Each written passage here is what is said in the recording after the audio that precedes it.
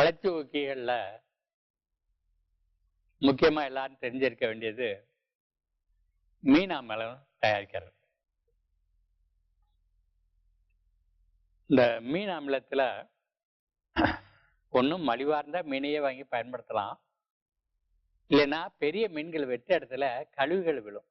மண்டை, வால், செதில் இந்த பகுதியெல்லாம் வரும். குறிப்பா அந்த மீனுடைய குடல் வெளியில எடுத்து போடுவாங்க. அவைகளை கொண்டுட்டு வந்து மீன் அமிலம் தயாரிக்கும்.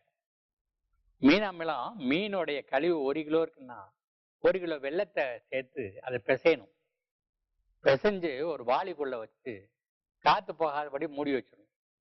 இது தினம் கலக்கிறதெல்லாம் கிடையாது. 25 நாள் ஆயிடுச்சுன்னா அந்த உள்ள இருக்கிறது தேன் மாதிரி ஆயிடுது. அதுக்குரிய வாசனையும் வந்துடுது.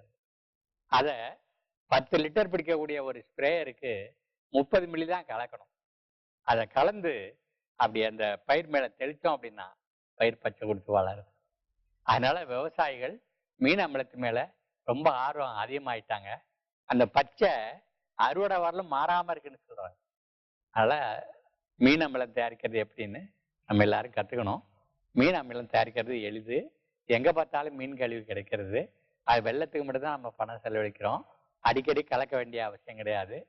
காற்று போகாதபடி மூடி வைக்கிறோம். 30 மில்லி தான் கலக்கிறோம் 10 லிட்டர் தண்ணிக்கு. அது பயிரில் வளர்ச்சி ஊக்கியா பயன்படுது. அதெல்லாம் நம்ம மீன் அமிலம் தயாரிக்க கற்றுக்குவோம். மீன் அமிலம் தயாரிக்கிறது எப்படின்னு இப்போ கற்றுக்குவீங்க. நன்றி, வணக்கம்.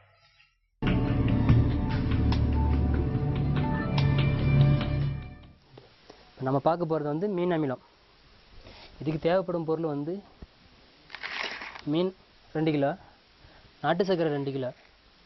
இப்போ நம்ம கிடைக்காத பட்சத்தில் மீன் எடுத்துக்கிட்டேன். மீன் கழிவே போதுமானது இதுக்கு. இது 2 சம அளவு எடுத்துட்டு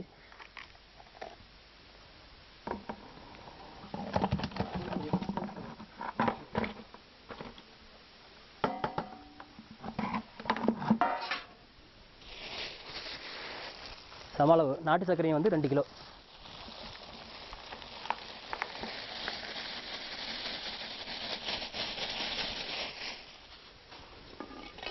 போட்டு இதை கை வச்செல்லாம் பேச முடியாது, ஏன்னா முள் இருக்கிறதுனால கையில் குத்திடும்.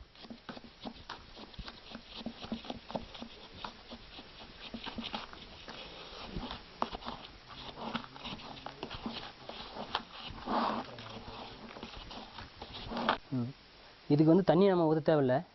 இது வைக்க வேண்டிய இடம் பார்த்தீங்கன்னா நிழலாக இருக்கணும். நேரடி வெயில், உச்சி வெயில் மட்டும் இதில் படக்கூடாது.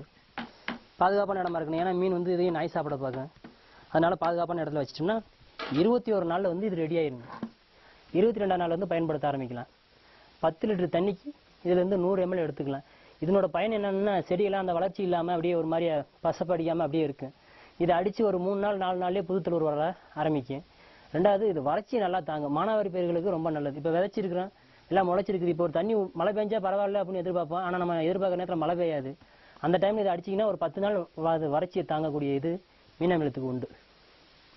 வணக்கம்.